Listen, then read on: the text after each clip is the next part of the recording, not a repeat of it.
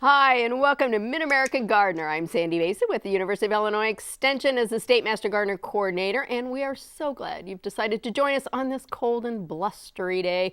Actually, I can't think of anything better to think about and talk about than gardening. And welcome to 2018. I think one of the great things about gardening is every year can be a do-over. Maybe you've decided you're going to do nothing but purple and red flowers in your garden. Maybe you need some ideas about the things you want to do this year. Well, we're here to help you out. We always have a great group of people who I'm sure are willing to share their ideas on their do-overs. And Marty, why don't you go ahead and introduce yourself? Hi, my name is Marty Alanya. I'm a private landscaper. And shall I do this now, you think? Sure. Okay, that's what I'll do. And I actually brought a little show and tell today. Several of these things. This is bearded wheat, and these are some iris pods. Those are very dry. These other things have a little green on them, and these all came out of my yard about an hour ago. Okay, so people don't like winter. Oh, I wish it was spring. Oh, I wish it was spring. Winter has such a wonderful beauty all its own. And I look out the window at these things. And then you can also cut them like this and bring them and put them in a vase. Winter's not just pine cones, although I do love pine cones. This is winterberry. You can grow this in your yard. This is golden chamaecyparis, gold mops. You've seen it a lot of places in town. This is boxwood. Very common, but nice and green all winter long, so you don't have to see everything brown in the yard. And finally, this is buddleia. This is butterfly bush. This is what it looks like when it's dry. It's kind of silvery, and look how nice they are all together. It's just a handful. I didn't prune them, didn't trim them up for a vase or anything. So winter is restful. Winter is cozy. Winter doesn't have to be dull. So good ideas. And I know a lot of times people think about, or ask us about, should I go ahead and prune everything in the fall and all that stuff. But sometimes it really is nice to just leave things up there and really think about that winter season. So that's great. So thanks. A lot of ideas, things Marty. that look so pretty with the snow on them too. Sure. You know, these red berries, they're really pretty with snow on them. Okay, and Ken, what do we have? Okay, I have an email, and this is from Jake. He sent it in latter part of December. It's regards to flower recommendations. And he says that my spouse loves having fresh flowers in the house, but neither of us likes constantly spending money on bouquets. Well, okay. We're thinking about planting flowers in the spring that we can take cuttings from later in the year. Any recommendations on relatively low maintenance plants that we could get started this spring? Preferably annuals, but we're open to perennial recommendations too. Well, first couple things that come to my mind are things that I grow. Sunflowers would be a good option. You can plant those every couple of weeks, and you could harvest those throughout the summer into the fall. If you've got flower beds, say against maybe a privacy fence, you could put those towards the back up against the fence because they're going to be a taller plant. Zinnias will bloom all from latter part of June all the way up to frost, and those you can keep cutting and bringing into the home throughout the summer months. Dahlias are another option. Dahlias work very well in this area. You will have to dig the tubers in the fall and bring them in. Different types of celotias, bachelor buttons. Bachelor buttons would generally be a very early crop.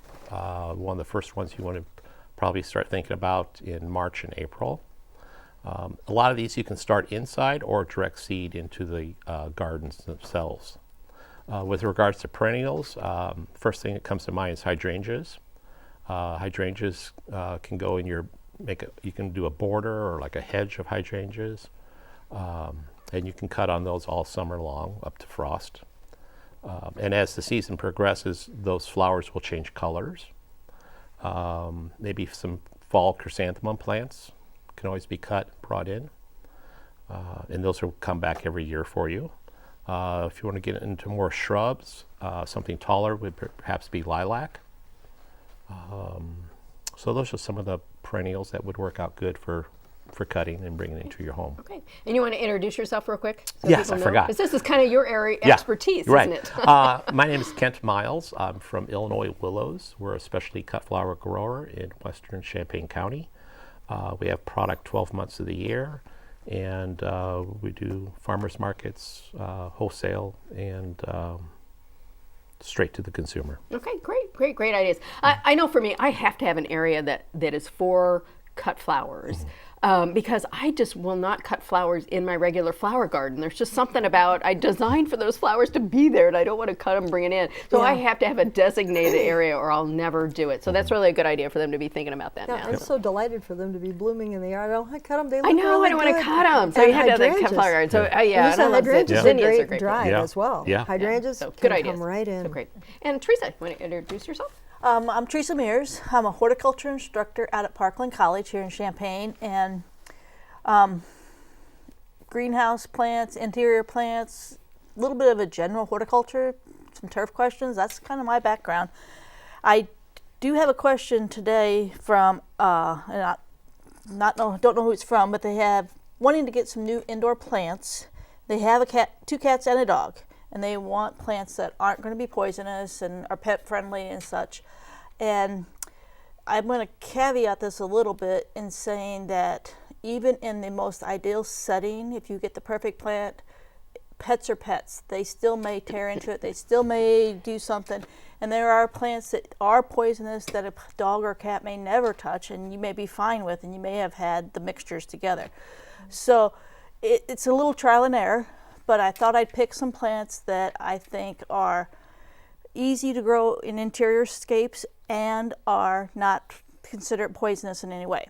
But the list goes on. There's lots of things out there. So the parlor palm is a plant that does well interior for people, and it doesn't seem to bother the animals. One of my absolute favorites is the aloe. Every home should have an aloe. Every kitchen should have an aloe. And they're not anything that the animals will bother. A burro's tail is in the sedum family, and most all the sedums seem to be okay. Now you have to be careful when you get to the jades. Jades are sedum-like, but jades can be poisonous to the animals if they do eat them. Spider plants, easy to grow. Very easy to grow. Don't seem to be a problem with the animals. The Hoya plants, which is a little less common, it can be a great vine and it's green, but when it does flower, the common name is waxflower, and it is just a gorgeous plant. Interior, you have to watch out for mealybugs, so there is a little challenge with that one. It needs a little more light. The Peperomia family, they do very well. They're smaller plants. They don't get quite as large, so it depends on your space. The Phalaenopsis orchids are the easiest orchid to begin with, and they're relatively easy. Animals don't seem to be bothered by them. The prayer plants, the Maranthas, are one that are a little more challenged. They actually like to be a little drier, which in interiors often can be done, and they're not bothered by the animals. Swedish ivy, another one that's very nice interior, and it grows quite well. So there's lots of different ones out there to start with. But if you kind of stay in some of the fern areas, the palms, the pileas, the sedums, the peperomias, aloes, African violets, all seem to be pretty good and pretty safe for the animals and easy to handle in a home. Not recommended, though often seen, are the dracaenas and sansevierias. But I've had both, and I've had animals, and they don't bother. My dracaena is, I had cat would actually strip the leaf with its teeth, but didn't eat it, and it never bothered the cat. The cat never got sick from it. So they play with things a little bit, but think more about what your light conditions are and what kind of plant you can grow, and start from there. And start with some of these basic ones, and I think you'll find that you can find something that will fit and work with you in both situations. Okay, great. Some great ideas. One that I've had really good luck with is actually rosemary. I think it's because it's so smelly, you know, and stuff that when they even get around it, they don't seem to like it. So I've got that's been hibiscus in the really house, good. and it does just fine. Yeah. And I have cats and dogs, so yeah. So always good to think about, though. So thank you very much. And we're going to go ahead and go to our phone lines. And on line 2, we have Bob from Decatur. And you have a question about grapevines. So Bob? online. Yes, ma'am. Hi. I'm wanting to know when and should I do it every year as far as trimming back my grapevines? Okay, grapevines. What do you think? Not my wheelhouse. Well, from my end of it, as far as using the grapevines for another purpose, this time of year is good. Yeah, maybe not today or tomorrow. Not today, yeah. But January, February, Yeah, March. good time. Sure. yeah. Yeah. So you want to do it when they're dormant? Yes. And then it's going to have to be done every year. Yeah. Every Because year. it really is one of those things, isn't it? Where grapevines, there's a reason why they make wreaths out of these. It's that you're cutting off like 80% of the vine itself. So Yeah. you have to do a lot of trimming on them to keep them productive. If though, you're don't you? if you're pruning for fruit production, it's going to look like you just butchered it and it's never going to live, but it will. A little research on your part is going to take you a long way. A book or do some internet research if you'd like. It's basically a T or a double T arrangement. You have to have something heavy to support the vines, because when you do that, the grapes only come on the new growth. So if you want fruit production and not just shade, you're going to have to prune every year. Yeah. And actually, UVI Extension has a really good book on growing small fruits in the home orchard. Sure. And if you go on to I'll bet UVI I know the Extension's guy who wrote website to their and go to publications, and I think it's only like $5 or $6. It's really nice, but it details how to prune grapes. So yeah, so good idea. Know what you're doing. So great. Something to do every year. And on line 3, we have And Jerry make wreaths. from Kansasville. You have a question about mushrooms? This is Jerry Dixon. Hi, how are you? I'm doing real good, other than the weather is real bad. It's cold. My question is, we bought 7 acres down 3 miles from the river down on Silver Creek Road. They have power lines down there, and they've sprayed a chemical on there to kill everything. I'm sure it kills the morel mushrooms. I was curious if you do know how long it would take for them to come back, Wow. if they ever would. I don't know. Do you think a herbicide? I don't know how much a herbicide actually affects some of the They're actually I don't fungi, know. yeah. I don't know. I I had don't never know really either. good. Yeah, that's a really good question. It's Yeah. not like they grow from a base every year. They have to drop spores, and then you get a new Yeah. plant every year. I don't think I've ever even heard that question. You get the prize. Yeah, I think I'm it is. not- So I'm it not may not be sure. as bad. It may not be as bad as you might think. Yeah. But, the condition what they grow in, though, is yeah, that's gone. the only thing I wondered Yeah. about. So what they're growing on, Yeah. the decay, and then the conditions, as There's in how no- moist it is, and and no stuff more might shade.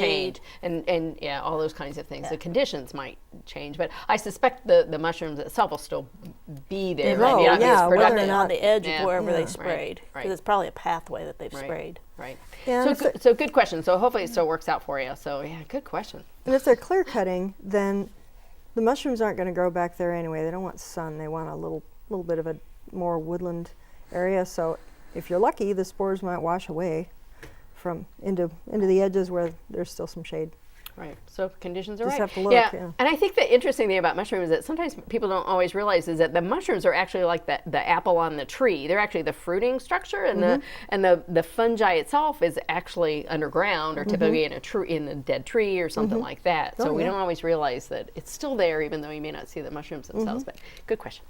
And on line 4, we have Fred. He has from Urbana, and you have a question about amaryllis. I love amaryllis. Yes, I have several amaryllis plants which I set out every spring in their original pots where I've kept them in the wintertime. And then I leave them outside and water them periodically. In the fall, I cut them back.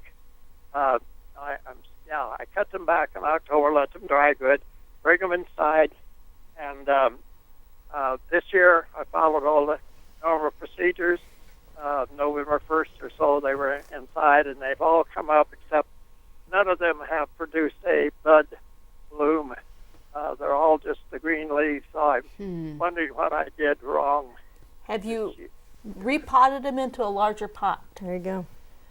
Amaryllis actually like to be pot bound, They do. very tight into the pot. And repotted every year.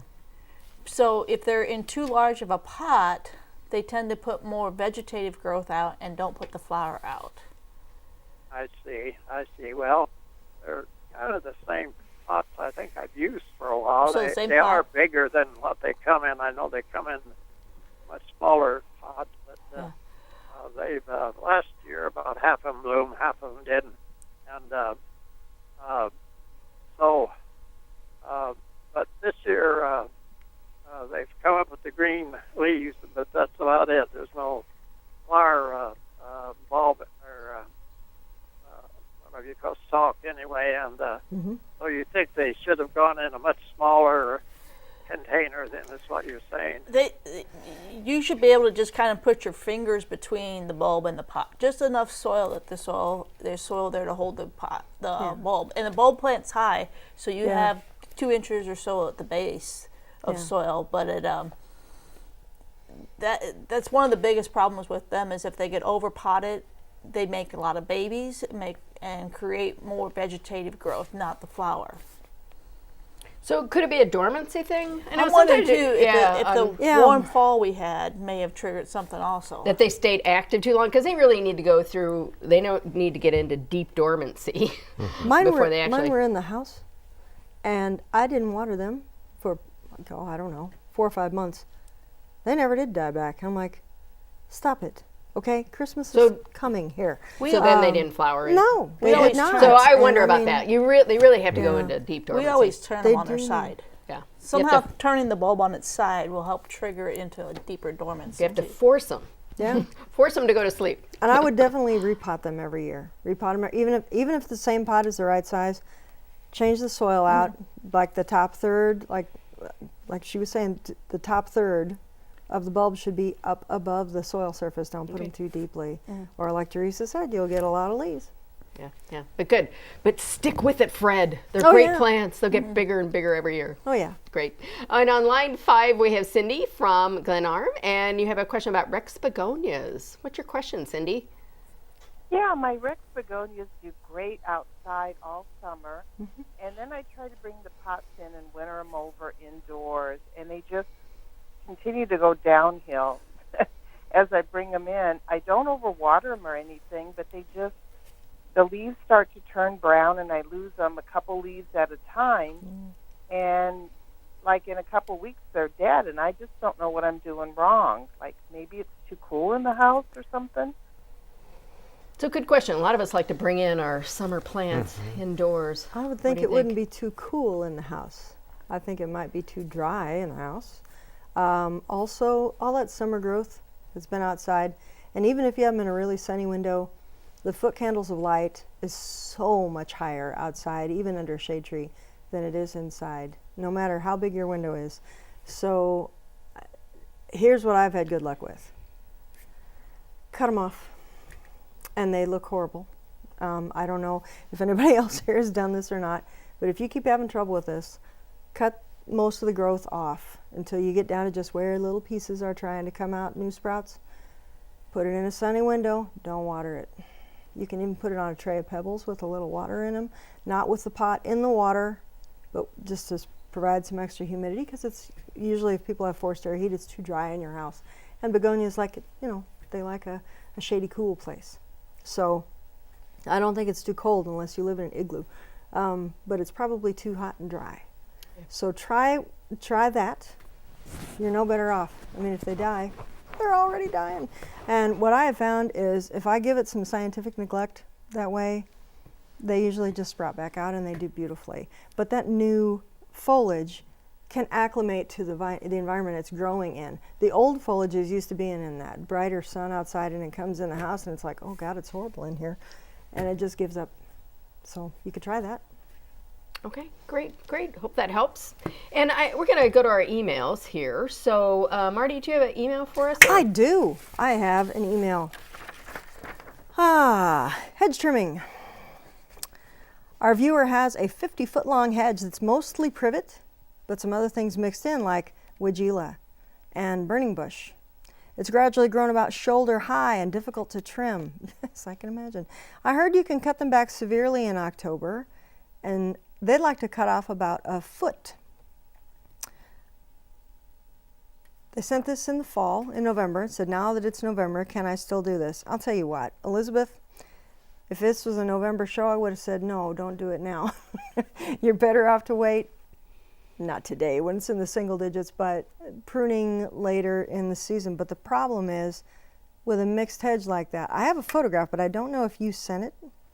I have a photograph of a hedge, but Weigela, I think you're better off to leave it until spring, until the leaf breaks out, so you know where it died back to, because it suffers a lot more from dieback than the privet and the euonymus, the burning bush, will do. So, in fact, I would recommend, if it's a pruned, like a sheared hedge, you want to get the Weigela possibly dug up, separated, put it in its own place. So, let's see if that'll help. Okay, so wait till spring. I would, Okay, yeah, till very late good. winter at least. Good. And then you have a show and tell for us. Yes.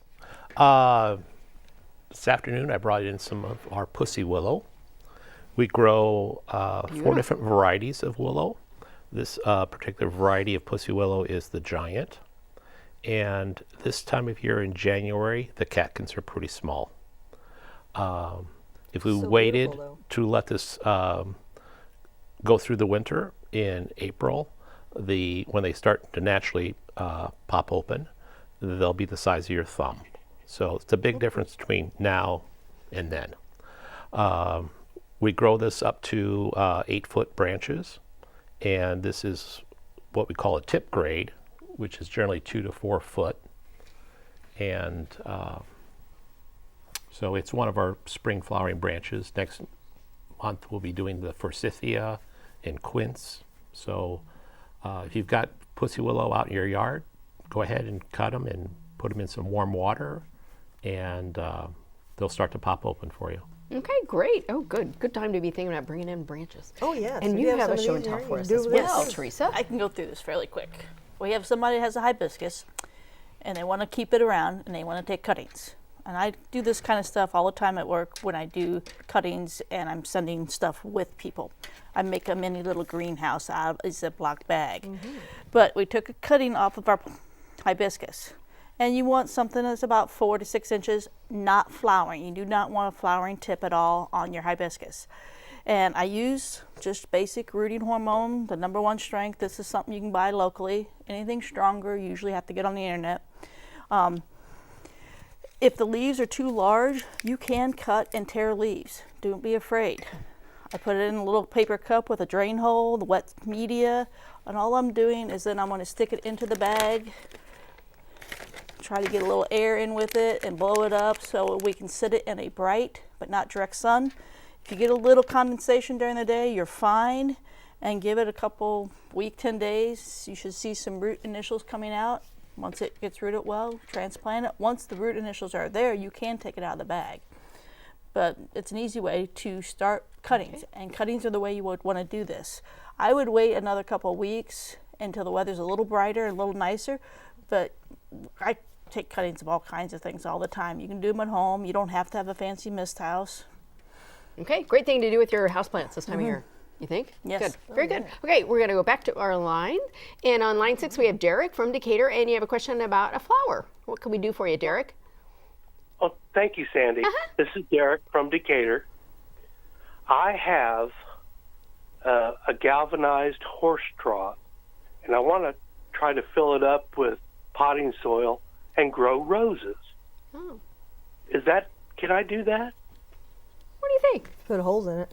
I think if it's got drainage, Yeah. go for it. I would use holes some in it. compost. It's I just wouldn't an use oversized. It's just an oversized oversized container. container. Actually, it's kind of the in thing now Yeah. is to have some of those Yeah, big galvanized. horse troughs and things. Just make sure it has good drainage. Yeah, I'd punch Right? some holes from the inside through, like, dime size anyway. Yeah, it should be great. Good idea. Pretty, Great. too. And Send we're going to some do a pictures. real quick call. And on line 2, we have Claudia. Yeah, from Danville. You have a question about sugar maples. Do you have a quick question for us? It's very quick. Good. Bark is falling off on the south side. This is a tree that's 40 years old. Is it damaged? Can I wrap it? Is it too late? Okay. What do I do? Bark falling off on a sugar maple. It's dead. Not good, is it? No. No, Yeah, not- not good. not good. I mean, part of it could happen on one side and still maybe from some old damage or something, but that's something, it's going to be a wait and see till spring. See what It's- happens on how well. You'll find out in the spring how well it leaves out. And you're not That's gonna a be tough able to one. wrap or protect Yeah, it. and there's, once it happens, it happens. Yeah, No, you- if it's off, it ain't no sticking it back on. You're Yeah, done. yeah. Unfortunately. Okay, very good. And then I don't think we have time for. I don't think we're gonna have time for another caller. So keep in mind that you can always connect with us on Facebook. You can email us. I will say next week we're actually going to have a special caller that's going to talk about low tunnels on how to get production from your garden 12 months out of the year. Okay, maybe at least 9 months out of the year. So stay tuned next week for that. So thank you all very much. Hopefully everybody gets a chance to start thinking about your garden for next year. Get those garden resolutions in and try something new this year. That's the great thing about being a gardener, isn't it? Try something new. Yeah. So thank you all very much. Have a great week.